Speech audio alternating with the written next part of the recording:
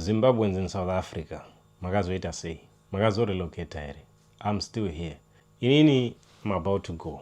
Probably next month, I'm hitting the road. But let me tell you something. Tiri kusimbisana tiri kuno kuti hapana chinoitika, vachatanga kurwisana, vachaurayana, zvichamira, zvinhu zvasi kuzomira. Day before yesterday mu Bellevue changa chakachaya. Pakarohwa vanhu vakatorerwa zvinhu zvavaitengesa. This is just the beginning. Chasvika time yekuti kukwira bhazi paBellevue, kukwira bhazi kwese kwamunokwirira mabhazi kana kutravela chaiko nemota dzenyu kuchange kwa difficult. Kuenda nekuJoburg chaiko kuchange kwa difficult. Vanhu vachashandisa Namibia Road, vanhu vachaenda nekuBotswana. Kuenda nekuJoburg kuchava difficult because ndo kune vanhu vacho vese vane nyonga.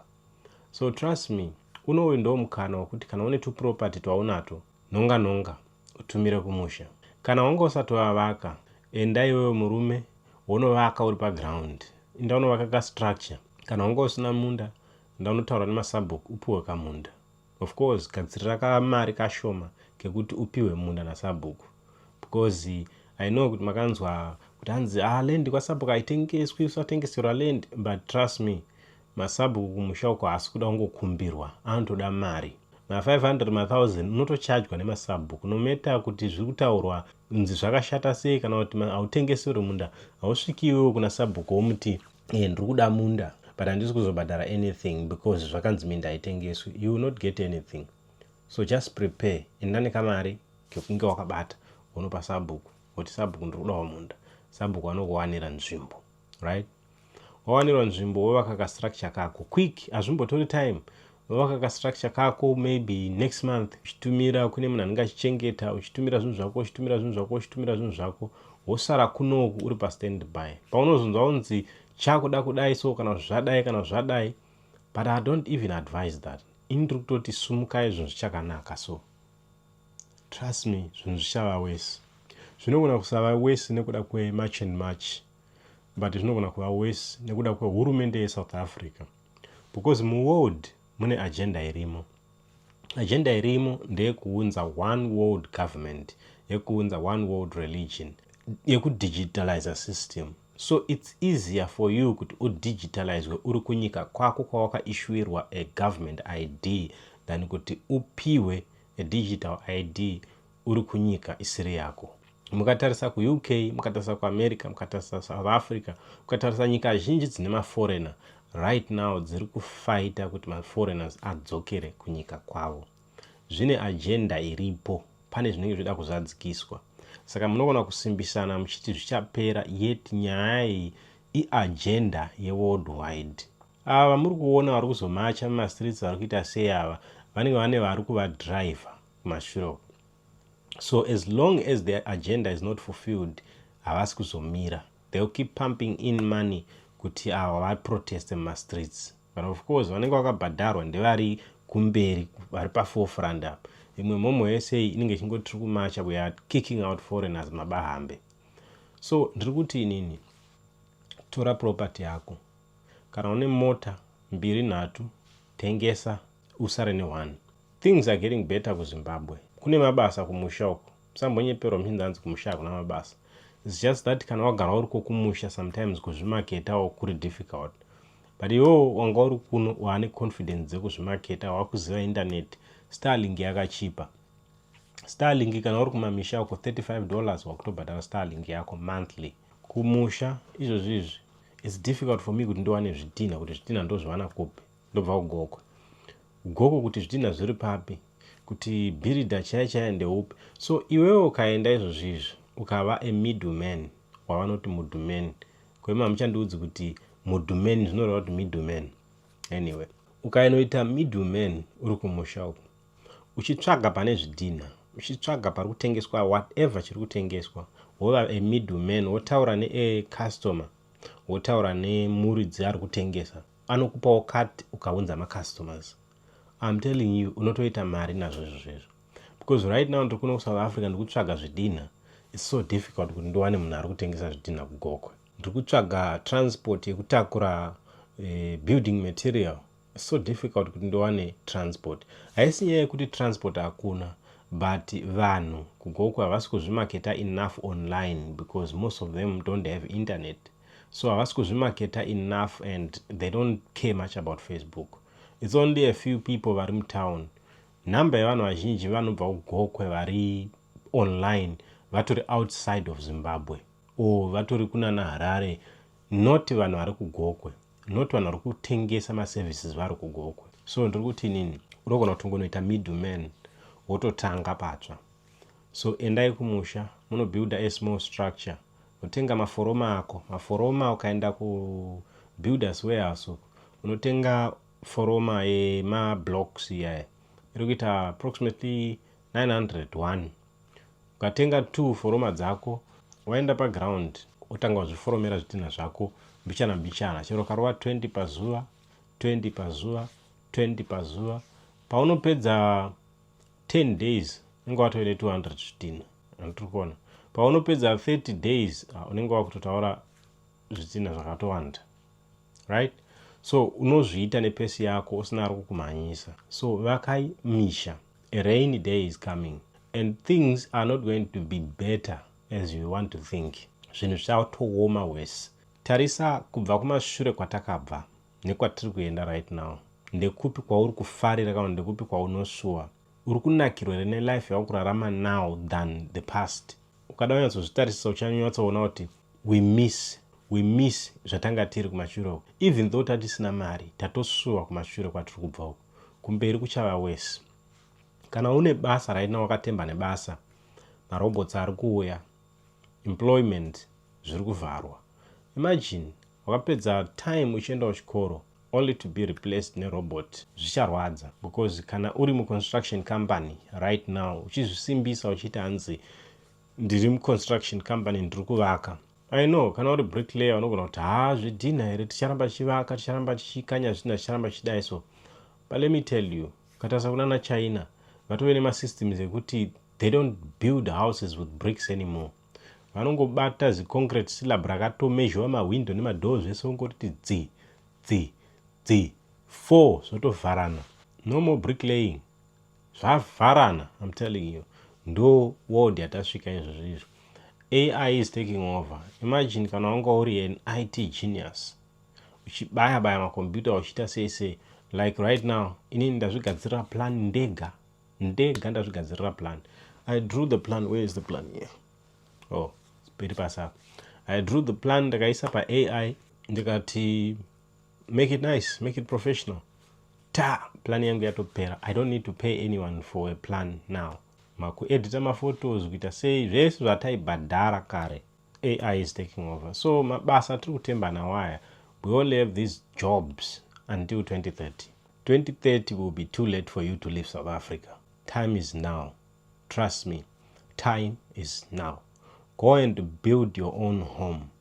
2030 akakubata uchiri diaspora, you will remember this video because what's coming, ndikukuudzai from the spiritual side of things, not just from my own view yekuti ndikuona zvinhu kuti zviri kuendepi. Ndikukuudzai from the spiritual side of things. Things will get worse because they want to bring that one world religion, one world government. Tasvika kumafinals uku kuchava difficult.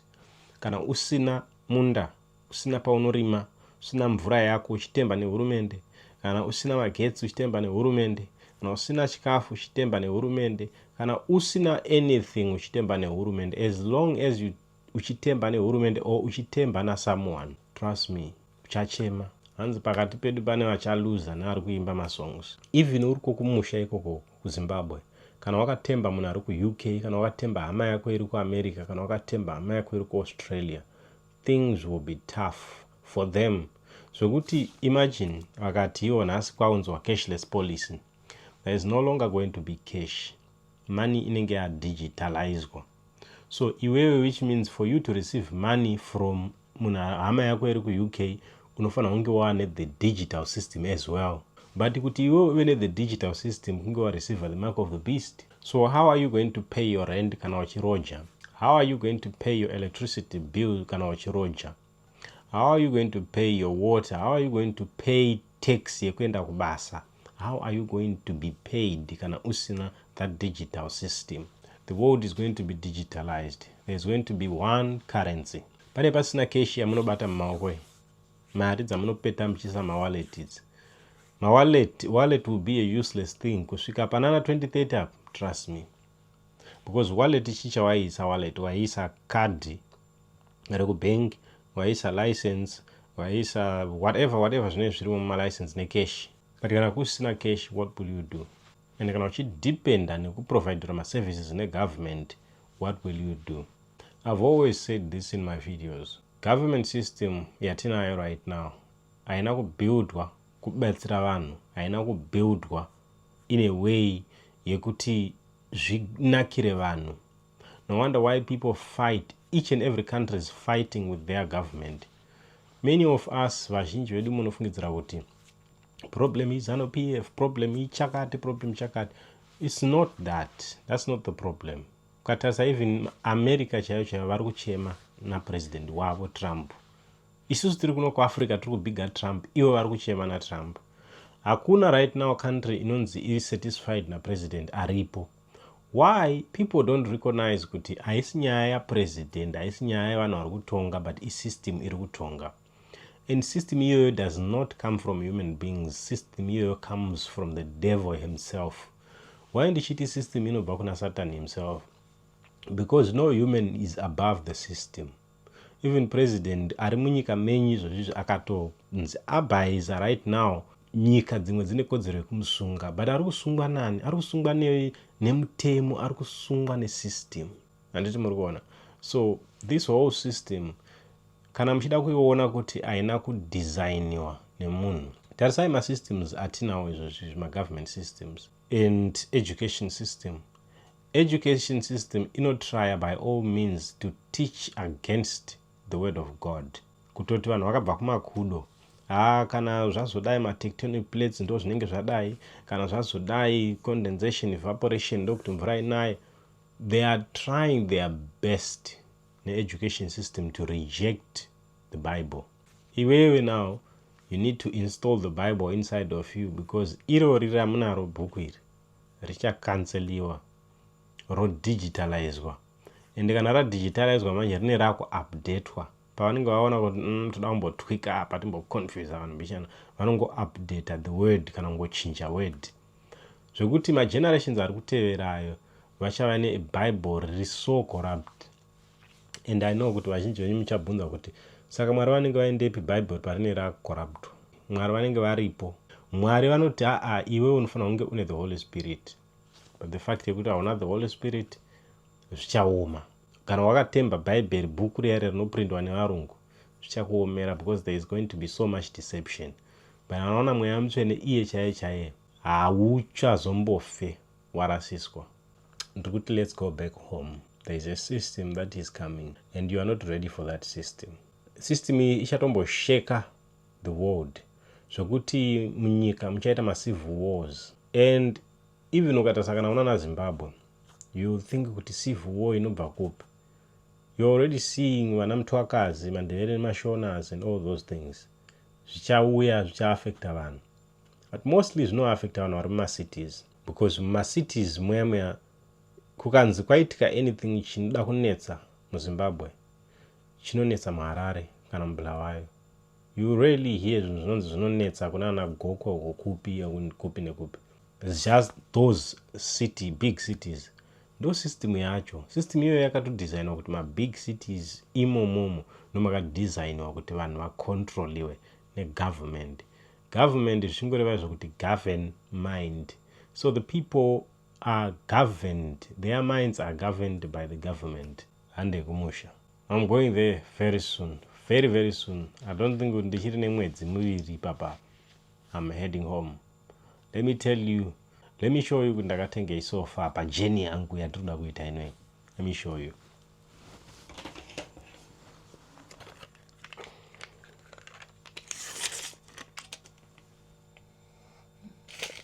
We are ready. We are ready to go. We are ready to head home. Why did I buy this thing? Because pane measurements andinoda kuita. Sometimes ukaenda kumamisha uko vanhu vanenge vasina matape measure, vanenge vachiita fembera. Ukati vanhu ndichererewo mugodhi, vanochera kukudza kuti achera 10 meters because iwe haugoni kungodongorera chitoti hai 10 meters zveshuwa. chii chinoitika? Unojutwa. Vanhu vachera 7 meters vokuti 10 meters apa unenge uchichajwa $10 per meter. Imba chaiyo ukati imba yangu 12 by 10 it must be measured, but vazhinji vanenge vasina matape measure. Vazhinji vanenge vachingoshandisa kumeasure netsoka kana kumeasure nezvitanda or whatever. So this is what I want. My doors, my windows and everything must be measured. Anyway, Dr. Ladies and gentlemen, Peter Mutarani signing out.